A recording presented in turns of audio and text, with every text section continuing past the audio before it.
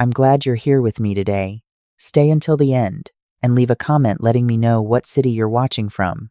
The morning my son laughed at me across that conference table was the same morning everything changed. He leaned back in his chair, arms crossed, and said to his wife without even lowering his voice, "This will be over in 10 minutes. His wife smoothed her blazer and nodded the way she always did when he spoke, like punctuation at the end of his sentences. The attorney sitting between us cleared his throat and opened a manila folder. What happened next?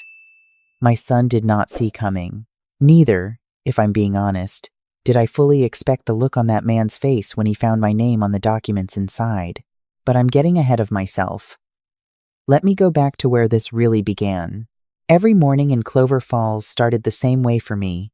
I woke at 5:30.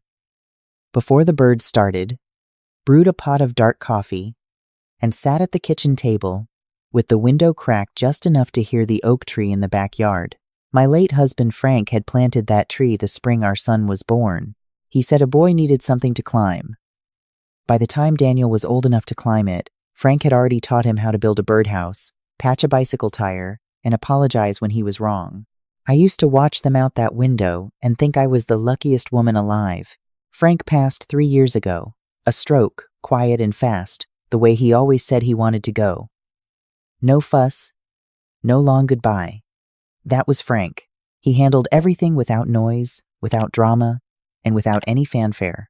I thought I knew everything about the man I had loved for 41 years. I was wrong about that, but I'll get to it. After Frank died, I kept the house the way he would have wanted it. Clean, warm, with the porch light always on. I tended the garden, kept the gutters clear, paid my bills on time. I had retired from nursing 3 years before he passed, after 32 years at Clover Falls General, and my pension covered what I needed. I was not rich, but I was never in want. I had my neighbor Doris across the street, my Tuesday morning book club, and my African violets on the kitchen windowsill. I was quiet and steady, the way grief eventually settles into something you can carry without stumbling. My son Daniel lived 40 minutes away in Harwick, the bigger town, the one with the good restaurants and the new subdivisions. He worked in commercial real estate, which meant he spent a great deal of time knowing what properties were worth. His wife, my daughter-in-law Cheryl, had a way of looking at rooms that reminded me of the appraisers who come through open houses. Her eyes moved across surfaces the way a hand moves across a countertop, checking for defects or value. They visited twice a year, Thanksgiving and the 4th of July. Every other call was a birthday night, and even those were short. I did not complain. I told myself that was just how families worked when children grew up and built their own lives. I told myself that most nights, the visit that changed everything came on a Wednesday in March, unannounced. I heard the car in the driveway and felt a small lift in my chest. The way you do when someone you love shows up unexpectedly. I had made pot roast the day before, enough for days, and I was already thinking about setting 3 plates. My son came through the front door without knocking, which he had always done, and I did not mind it. What I minded was the folder tucked under his arm and the way his wife came in behind him without taking off her coat, the way you keep your coat on when you do not plan to stay. "Mom, we need to have a practical conversation," he said, dropping into the armchair by the fireplace. Frank's armchair. He didn't ask. I set down the dish towel I was holding. "Of course, sweetheart. Are you hungry? The pot roast is still good." His wife sat on the edge of the sofa and opened the folder across her knees. She spread out some papers the way you spread a hand of cards you already know will win. "This house is too much for one person," my son said. "You've got 4 bedrooms. The yard is going to be too much this summer. You had that fall on the porch steps in December. I had slipped on a thin skim of ice and grabbed the railing before I even hit the second step. It took me a moment to realize he had been saving that detail, filing it away for this moment. "I'm perfectly fine," I told him. "Mom," his wife said, and her voice had that rehearsed softness that meant she had practiced this conversation in the car on the way over. "We found a wonderful place. Lakeview Gardens. It's a senior living community. Independent living. but with support available when you need it. The amenities are really lovely. She slid a brochure across the coffee table. I looked at it the way you look at something that has your name on it but wasn't meant for you. You've already been out there, I said. It wasn't a question. We toured it last month, my son said without any hesitation. And that was the moment I understood exactly how long this plan had been forming without me. I want to sell this house, he continued. The market in Clover Falls is strong right now. We could get a good price. After the Lakeview deposit and your ongoing fees, there would be money left over. Enough to make things comfortable. I heard what he didn't say. What remained after Lakeview would come to him eventually. That was the math underneath the kindness. This is my home, I said. Your father is buried with those roots. Every room is Frank. He exhaled, the specific exhale of a person who expected this and prepared for it. Mom, memories are not walls. The house is just a structure. You'd take everything that matters with you. Cheryl nodded at this, right on cue. I looked at my son, this man I had carried in my body, whose fevers I had broken at 2 a.m, whose heartbreaks I had sat up through without complaint, and I thought, you do not know me at all. I told them I would think about it. They left without staying for dinner. I noticed the pot roast on the counter and turned the burner off and stood in the kitchen for a long time without moving. The second visit came 9 days later. This time they brought a man named Gary Tisdale, who introduced himself as a real estate consultant. He walked through my house with the specific efficiency of a person who has already formed his opinion. He said the floors were original, as though that were a problem. He said the kitchen was dated. He pressed on the window frames and noted the weather stripping. Frank had installed that weather, stripping himself the winter we had the ice storm of 2009. He was so proud of those windows. I stood in my own hallway and watched a stranger catalog my life into line items. After they left, Doris came over with a loaf of banana bread and one look at my face. What did they do? She asked. I told her. She listened without interrupting, which was one of the things I had always loved about Doris. You're not going to Lakeview Gardens, she said when I finished. No, I said. I'm not. Good. Now eat some bread and tell me what you're going to do about it. The truth was, I didn't know yet. 3 days later, I was cleaning out the closet in what had been Frank's study when I found the box. It was a plain gray banker's box tucked behind his fishing gear, which I had never touched because I couldn't bring myself to. Inside were accordion folders, each one labeled in Frank's small, careful handwriting. Correspondence, accounts, investments, and one labeled simply, for Margaret, when the time comes. My hands shook as I lifted that last folder and carried it to his desk. Inside was a letter, written on the yellow legal pad paper Frank had used his whole career, the same paper he used for grocery lists and birthday toasts and anything he wanted to say correctly. My Margaret, it began. I have been trying to write this letter for 2 years and I am still not sure I have the right words. So I will use the plain ones. You are the strongest person I have ever known, and you do not know it, which is the most frank thing about you. There are things I should have told you and didn't, not to keep secrets, but because I knew you would have argued with me about every decision and I would have lost those arguments and made worse choices. You were always smarter about people than I was. You were always smarter about most things. I have attached documents in this folder. Take them to Patricia Collins at Midland Trust. She has been expecting you for 3 years and she has never once complained about the wait, which tells you something about her character. I want you to know that the house is yours, completely and in ways they cannot touch. But I also want you to know that the house is not all you have. I love you. I have loved you every single day since that Tuesday in October, when you told me the banana bread I brought to the nurse's station was too sweet. And you were right. And I made you a better batch. The following week, and you smiled, and I was finished. Take care of our oak tree. Everything else will take care of itself. All my love, Frank. I sat at that desk for a very long time. Then I gathered the documents from the folder and looked at them one by one. There were account statements, property records, investment summaries. The numbers were not what I expected. They were not what I could have expected, because I had no framework for them.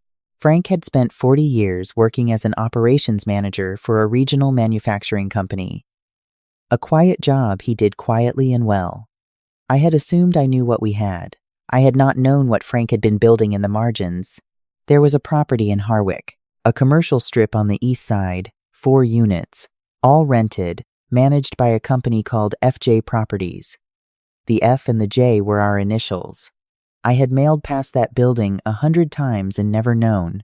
There were 2 investment accounts I had never seen, both in my name. The combined balance made me set the papers down and breathe through my nose until the room stopped tilting. And there was a note from Patricia Collins, dated 6 months before Frank died, that read simply, "We are ready whenever Mrs. Doyle is ready." The next morning, I drove to Midland Trust in my good wool coat. Patricia Collins was a woman in her early 60s, with reading glasses pushed up into gray-streaked hair, and the manner of someone who had spent her career dealing with complicated situations without losing her composure. She stood when I walked in and shook my hand, the way people shake hands when they mean it.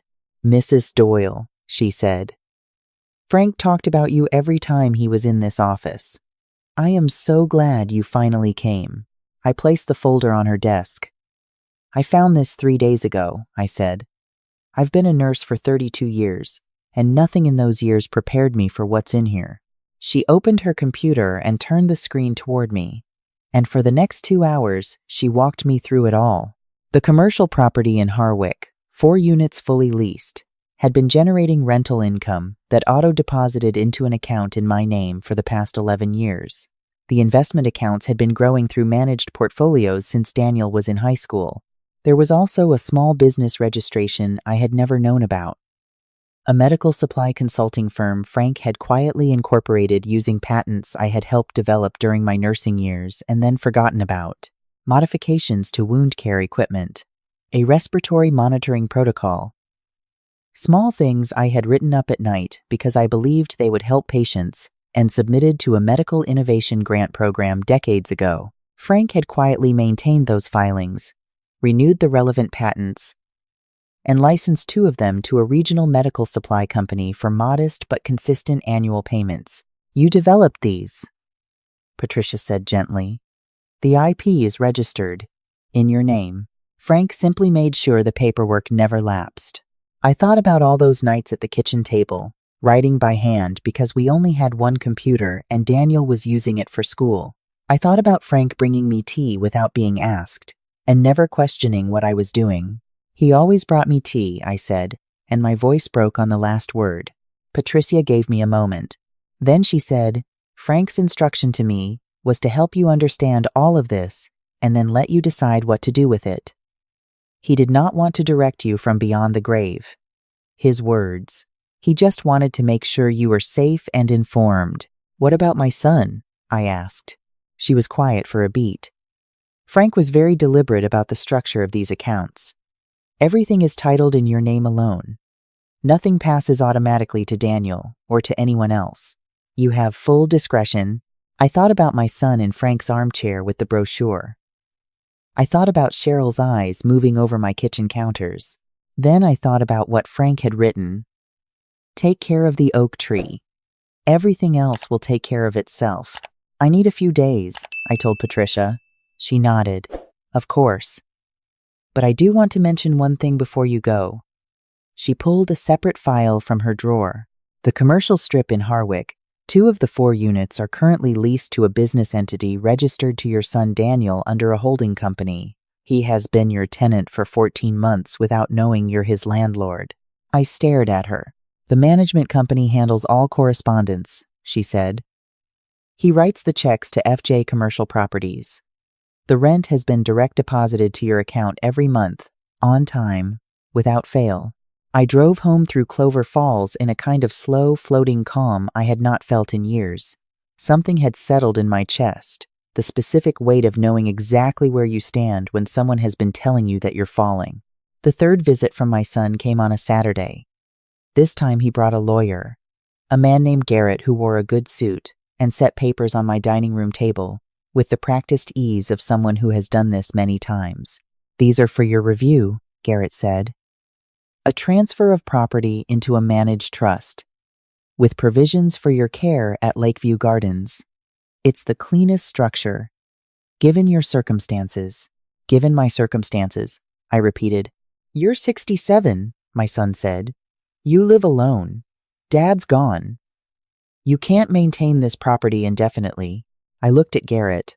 I'd like my own attorney to review these before I sign anything. My son made the sound that men make when they have decided that patience is a performance they're no longer willing to put on. Mom, there's a timeline here. The Lakeview spot won't hold indefinitely. I set my hands flat on the table and looked at my son. Daniel, I raised you in this house. I sat with you in the emergency room when you broke your arm falling out of that oak tree your father planted. I worked night shifts so you could have the good cleats for travel soccer. I do not need to be managed. His wife touched his arm. Daniel, let's just...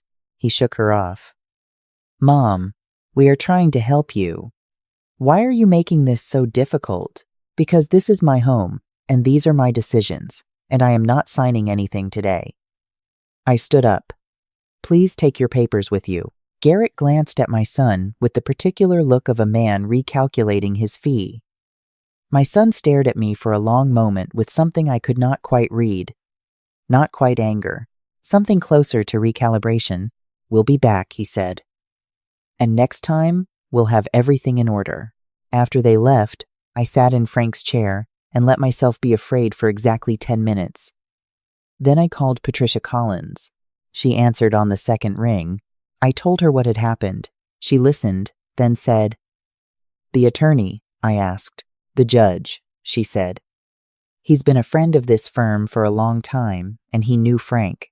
He's been following your situation at a distance, with your interests in mind. I didn't understand yet what that meant.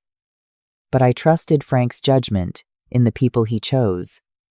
And Patricia was one of those people. The following Thursday, I sat across from Judge Howard Briggs in his chambers. He was a tall man in his late 60s, with the kind of calm that comes from spending decades being the most composed person in a room. He shook my hand and said, Margaret Doyle, I have been hoping to meet you for a long time. I studied his face. There was something in it I recognized. The way you recognize a song before you can place the title. Have we met? I asked. He smiled. Not formally. I was a patient transport orderly at Clover Falls General the summer before my first year of law school. 1,983. I had a shift one night in the cardiac unit, and I was overwhelmed and probably in over my head. And a nurse took the time to walk me through a patient situation that I was handling badly, and she never made me feel small for not knowing. She just showed me. She also told me that if I kept dropping the chart clipboard, she was going to tape it to my hand. I felt something shift in my chest. Ward 4C, I said slowly. The young man with the red sneakers. He laughed, a full and genuine laugh. I wore those sneakers every single shift. My mother had given them to me. I couldn't bear to leave them at home. I remembered him then. Summer intern. Nervous as a deer in headlights. Genuinely kind to the patients. In a way that had nothing to do with being trained to be. I had shown him the proper way to take vitals without disturbing a sleeping patient, and told him that law school would be lucky to have him, which I meant. That night mattered to me more than I can properly explain, he said quietly. I came very close to not going back to school that fall. I was doubting everything, and then one nurse on the overnight shift treated me like I was capable, and something in me righted itself. He looked at me directly. Frank called me 2 years before he died. He told me about you, about the house, about Daniel, about what he was afraid might happen. He asked me to keep a quiet eye on things. I have. I didn't know what to say.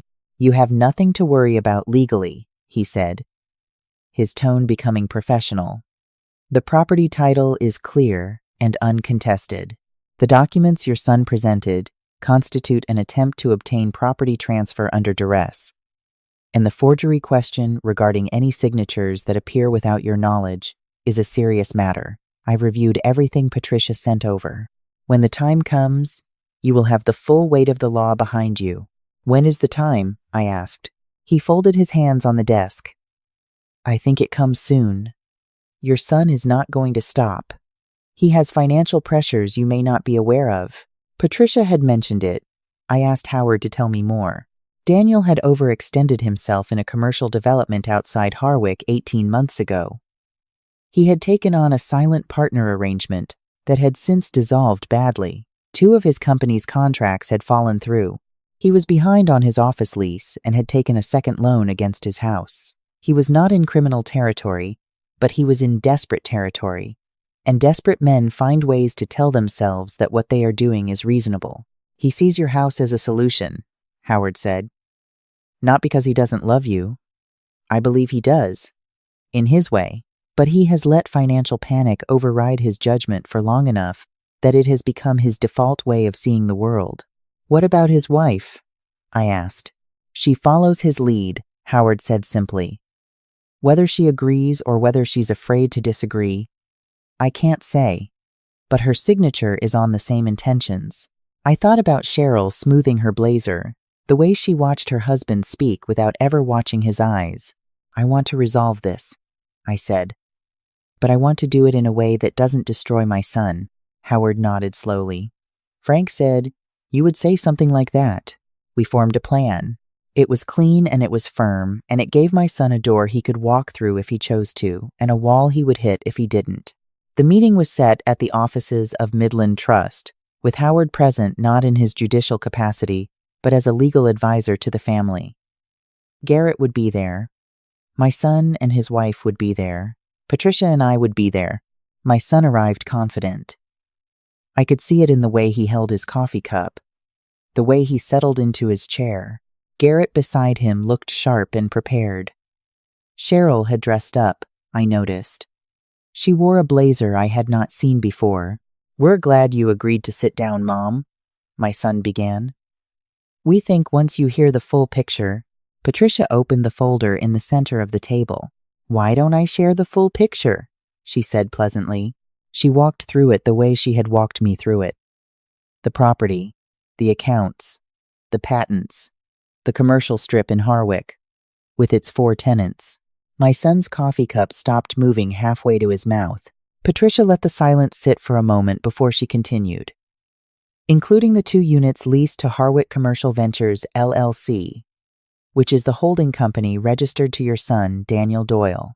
14 months of rental payments, received without interruption. Garrett put his pen down on the notepad and did not pick it up again. My son looked at the documents spread in front of him, and then looked at me, and I could see the moment he understood exactly where he had been standing, and for how long. I was watching you, he said.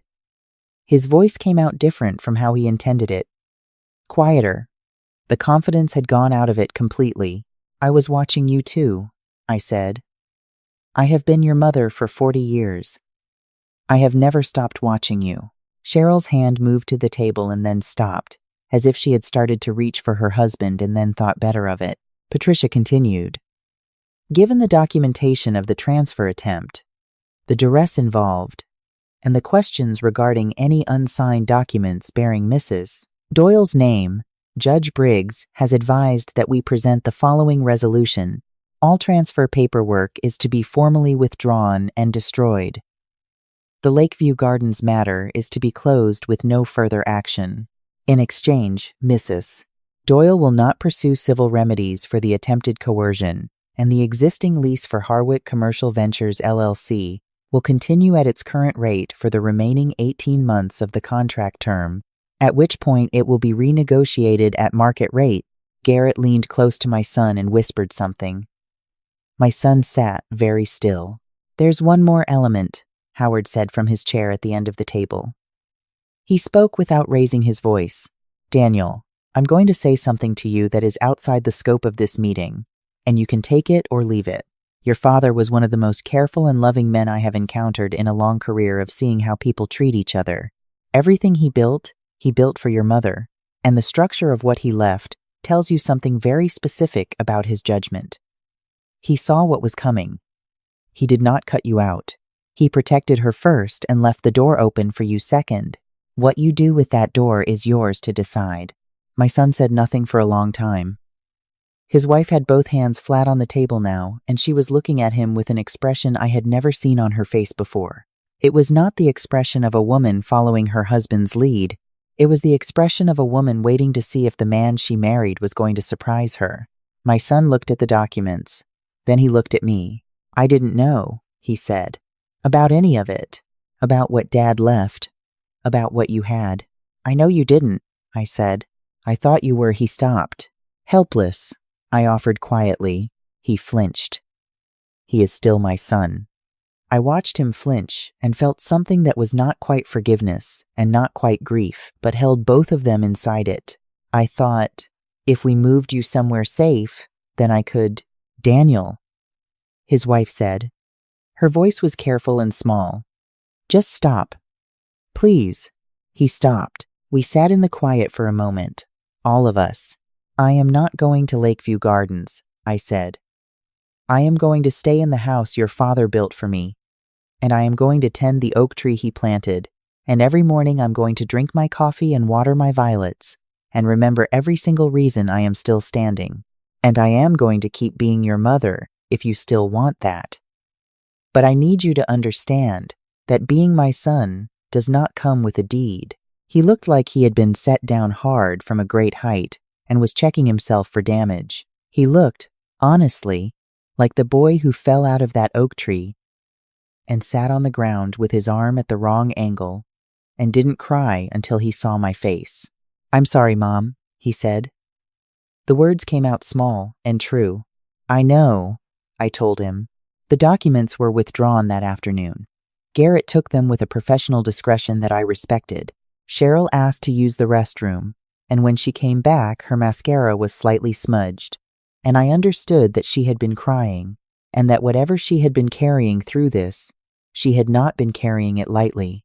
Driving home, I stopped at the grocery store and bought the ingredients for pot roast. Not because I expected anyone to come to dinner, just because it was Frank's recipe and it filled the house with a smell that meant everything was still intact. The weeks that followed were quiet. My son called on a Tuesday, which was not a birthday or a holiday. He asked if he could come for dinner on Sunday, and I said yes, and made the pot roast and set 3 plates. Cheryl came too. She brought flowers, grocery store carnations, nothing expensive, and handed them to me at the door in a way that told me she had thought about what to bring and had not wanted to overspend and had not wanted to seem like she was trying too hard, and the awkwardness of it was genuine, and therefore I found it touching. We ate at the table where the documents had been spread and talked about things that were not documents. My son asked about the oak tree and whether the far branch was still cracked from the ice storm. I told him it had been, and that Frank had shored it up with cable in 2019, and it was fine now. My son said he would come look at it in the spring. I said I would make sure the ladder was in good shape. In the months that followed, something in Daniel changed. Not all at once, and not without setbacks, but gradually. He found a partner for a smaller, steadier commercial project in Harwick. He called more often. He came by once in November just to rake the leaves and stayed for soup. Cheryl asked me once, quietly in the kitchen while my son was in the backyard, whether I thought she should go back to work. She had a degree in accounting that had never been fully used. I told her that any office would be lucky to have her, and that she should not ask Daniel. She should just do it. She looked at me for a moment with her head tilted, as if she was trying to figure out whether I was being kind or strategic. Both, I told her, before she could ask. She laughed. It was the first time I had heard her laugh, without waiting to see if my son was laughing first. Patricia and I met regularly through that period. I learned how to read the account statements, how to understand the lease agreements, how the patent licensing worked. I had spent 32 years learning everything that happened in the human body when something went wrong. Learning the language of assets was slower, but not harder. Just different. Howard joined us for lunch one Thursday at a restaurant in Clover Falls, where they made a very good chicken and rice soup, and we talked about Frank. The way you can talk about someone, when enough time has passed, that the love in it is larger than the loss. He was the quietest person I ever admired, Howard said. He never needed to be noticed, I agreed. He just needed things to be right. Howard nodded. That is the rarest quality in a person. We sat with that for a moment. He asked me once whether I ever regretted the nursing, Howard said, whether I had wanted to do something else. What did you tell him? I asked. I told him that I had wanted to be a teacher, but that life moved me toward law. And Frank said, "You know who makes the best lawyers? People who already know how to help someone through something they've never been through before." He said that's what nurses do every shift. He said you had taught him that. I looked out the window at the main street of Clover Falls in winter. The bare trees and the hardware store and the diner where Frank and I had eaten eggs on Sunday mornings for 20 years. He taught me more, I said. What kept building in me through those months was not exactly an idea so much as a recognition. I had learned things through this experience that no one should have to learn alone. How to find the documents, how to read them, how to sit in a room with people who were trying to take something from you and not lose your voice. How to know your own worth before someone else tells you what they think it is. I called Patricia one morning in February and told her what I was thinking. There are women in Clover Falls who are where I was, I said. Women whose husbands handled everything and then left. And now someone is pushing them toward a door they didn't choose. Women who don't know they have rights they haven't looked at yet. Patricia was quiet for a moment. What do you want to do about it? I want to do something real, I said. Not a pamphlet. Something with chairs and coffee, and someone who will sit with them the way you sat with me. She said she would look into the foundation logistics. She said Frank had already established a donor fund with a note that read, "For whatever Margaret decides to do next when she's ready." I cried, and then I stopped. And then I got to work. We called it the Oak Tree Foundation. Because strong things grow slowly, and they hold when everything else bends. And because you do not always know what they are protecting until you need the shade. The first meeting was in March. In the community room of the Clover Falls Library, 7 women came. 2 of them had received documents from their adult children that month. One had not known she had a pension she had never collected. One was living in her daughter's spare room because she had been told the family home needed to be sold to cover debts that, when I asked the right questions, turned out not to be hers at all. We met every other week. We brought in a pro bono attorney that Howard connected us with. We brought in a financial counselor. We brought in a woman from the county who knew every community resource in a 40-mile radius and had them organized alphabetically. I made coffee. I sat with them. I told them what Frank had taught me, which was that strength is not something you perform. It is something you discover about yourself when the situation asks you to. On a Thursday in May, my granddaughter was born. Daniel and Cheryl's first child, a girl they named Frances, after Frank, shortened to Fran, with the same set jaw as her grandfather, and her grandmother's stubborn habit of looking directly at whoever is speaking. I held her in the hospital and thought about the oak tree and the violets, and Frank's note in the manila folder, and the feel of that old legal pad paper under my fingers.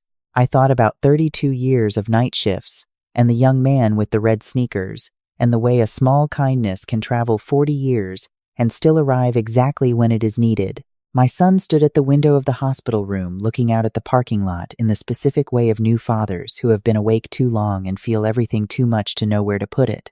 I went and stood beside him. "She's going to be okay," I said. "I know," he said. He paused. "Are we?" I looked at my son, this complicated, frightened, imperfect man, who was also the boy who cried when he saw my face, who loved his father, who had made choices he was already beginning to understand differently. "We're going to do the work," I told him. "That's better than okay." He nodded. Swallowed. Looked back out the window. "Tell me about the foundation," he said. "Tell me what you're building." So I told him, and he listened the way Frank used to listen, without interrupting, with his whole attention. And when I finished, he said, "I want to help. Whatever you need. I mean it." I believed him. Not because he had never let me down, but because I could see he meant it now. And that is where things begin. Not in the past, in the now. That evening, after visiting ours, I drove home through Clover Falls as the sun went down behind the water tower, and the last light caught the oak tree in the backyard and made the new spring leaves glow green and gold. I sat on the porch with my coffee going cold in my hands and thought about all the things I had not known I had. Frank had been gone 3 years. The documents were in order. The foundation was growing. My son was learning. My granddaughter was asleep in a hospital bassinet with her grandfather's jaw and her whole life ahead of her. And I was still here, in my house, on my porch, with the porch light on. I have been asked what I would say to a woman sitting where I was sitting 2 years ago, certain that the ground was shifting under her feet, and certain she was too old to find her footing again. I would say this: you do not know what you have until you look. Look carefully, and look soon. Find the people who will sit beside you while you look, and do not mistake someone's impatience for your urgency. What was taken from me was not just a house. It was the assumption that I had already lived the part of my life that mattered, that the rest was maintenance. I was wrong about that. And I am grateful every single morning that I was wrong. The most important chapters in my story were written after 67. After grief. After the conference table with the manila folder and my son's voice saying this will be over in 10 minutes. It was not over in 10 minutes. It is not over now. It is ongoing. The way anything worth doing is ongoing. And I wake up every morning at 5:30, brew my coffee, open the window to hear the oak tree, and begin again. If any part of this story is yours, leave a comment and tell me what city you're watching from. Tell me what you're carrying. Tell me what you have not yet opened. I would love to hear from you. And don't forget to share this with someone who might need it today.